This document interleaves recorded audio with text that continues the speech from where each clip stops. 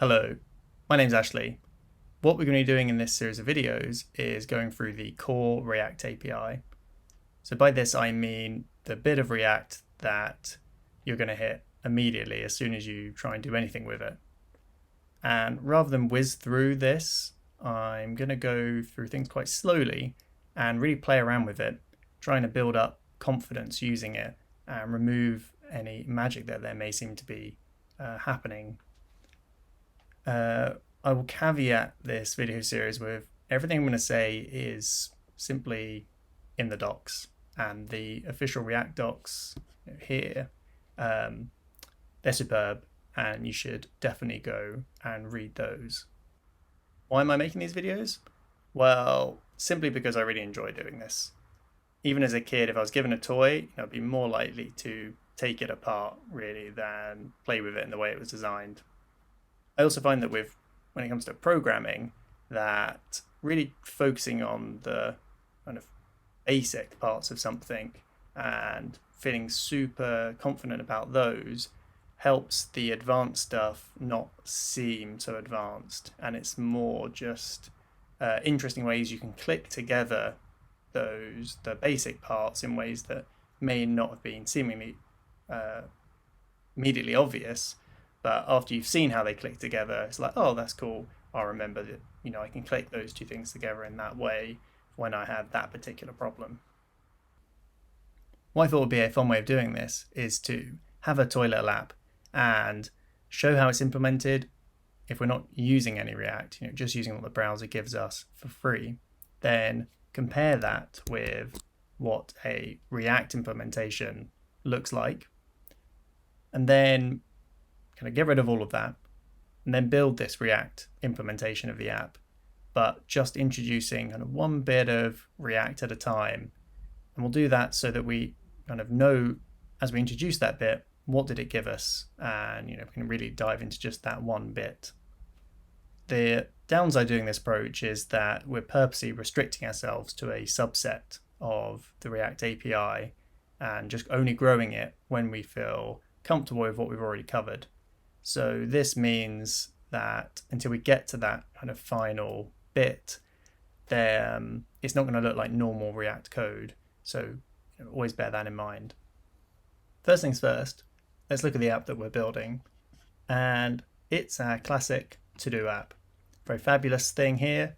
I can add things to my list, and it goes red when we've got things we haven't done. And I can add more things to my list. When I do things, I can tick them off. And if my list is getting a bit cluttered, I can click it again to remove it. And let's add our last thing to our list. And then the last feature it has is that if everything's ticked off, celebration, and it automatically clears itself. Okay, looking at the vanilla implementation of the to-do app. So I'm just going to show that it can do everything the React one can do. And there we go. So it can do everything the React one can do.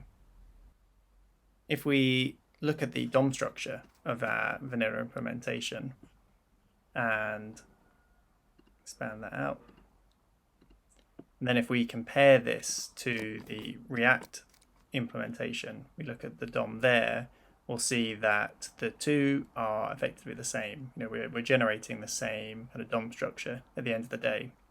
The only thing that's different between the two is some of these things have IDs on them, whereas they didn't in the React world. And that's purely because when I created them in the HTML, I gave them IDs, so that would simplify going and grabbing those elements in the JavaScript. So that's the only difference. So that means that the two can effectively share the exact same CSS, apart from kind of which emoji to show. Something I thought that was interesting after having implemented these two versions is if we look at the React version, it's about 70 lines, and the vanilla one is actually slightly shorter, if not the same once you add kind of the HTML that's in a different file. So yeah, the React one isn't smaller. So you might think, why are we using React? What did it give us? Because it doesn't seem to have taken anything away because it's the same size. So the things I think it's given us, and the kind of benefits of it, you possibly won't ever feel on something as small as this. And if this is all the app is going to be, then possibly using a framework is overkill, and it's fine not to use it. But I think as the app becomes more ambitious, maybe there's more on the screen, there's a lot more interaction, or it's like a bigger team, like possibly there's 100 people all working on the same app, then maybe the benefits of using a framework are going to be much more apparent than not using one.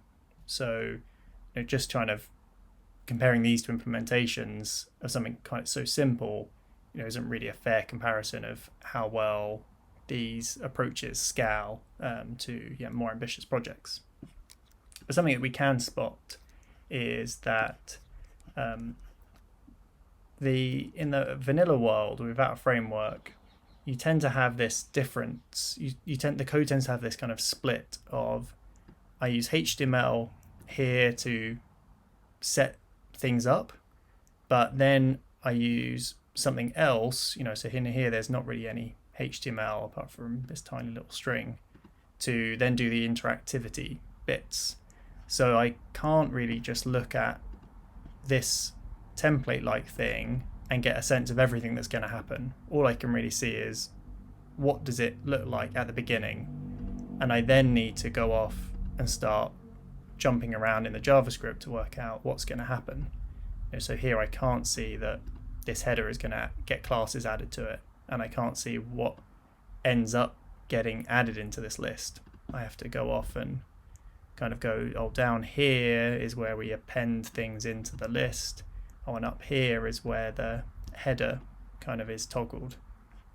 Where if we compare that to the React template, it's kind of a combination of the two. I can do everything in the same place. I can describe the structure, but I can also see all the classes that are ever going to be added to this, all in this one place. And I can see, this, like, what happens when I click this button, it goes to this function that I can click and jump to, and I can see everything that's going to end up being inserted into this list. Being able to combine both that initial creation of the structure and also how it changes over time all in one place, that's the advantage that React's giving us here. And that's not kind of special to React. That's effectively the foundation of all the frameworks. Angular, Ember, Vue, Lit, HTML, all of them kind of are built on this idea of, you have a template, and that template can do both your initial creation and also your updates. So, and that's a very powerful thing, as it kind of strongly pushes the developers into a more structured approach. Whereas if you're just doing a vanilla app,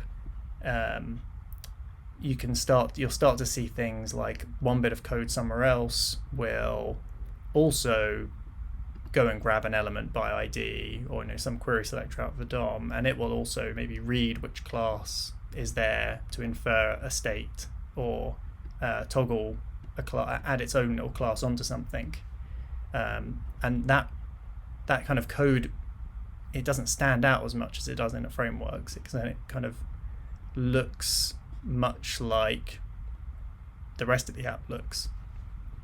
So it's I tend to see frameworks slightly less about what they give us and more about almost what they take away. Kind of they take away the ability to go and manipulate something far away, but that's a good thing because it makes the app easier to reason about. Okay, that was quite a long intro. So what actually is this whole React core API that this whole series is supposed to be about? So let's find it. So if we work our way around this file, we can see, okay, so import React, where is that used? So we've got here react.useref. So that must be part of the React API, and I've got another here, react.useState. What else have we got? So this, I can't see any React there. It's calling this thing returned by that, so that must just be part of this useState thing. And this update to do's, again, just calling that. The rest is just JavaScript. That's just JavaScript. Oh, here we go, react.useEffect. UseEffect, there we go. And then inside there, just set and clear timeout. More JavaScript, and then this stuff. So this, what is this? This doesn't look like JavaScript. So this is JSX. So that's going to be something we're going to need to know, because that seems to be part of something of using React. We seem to be using this. And then inside that, I've got more JavaScripty things with more JSX.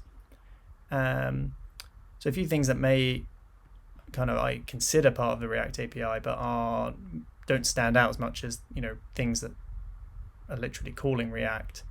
So this here, this may just look like a function, and it is just a function, but this is actually a React component, even though it may not look like one. That's what it kind of is, and so that's something we're going to want to learn about, components, and this props here.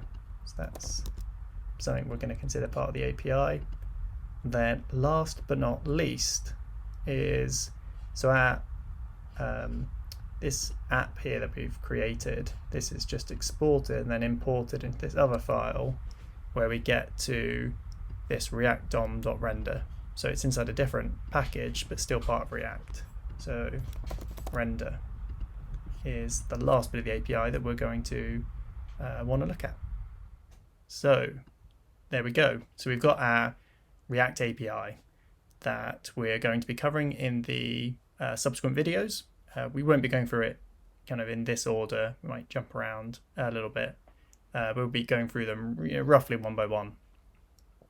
So this isn't the entire React API, but I think this is enough of a core that is really good to know, and you can build plenty with just this. So brilliant. Thanks for watching this video, and I hope you enjoy the rest of the series.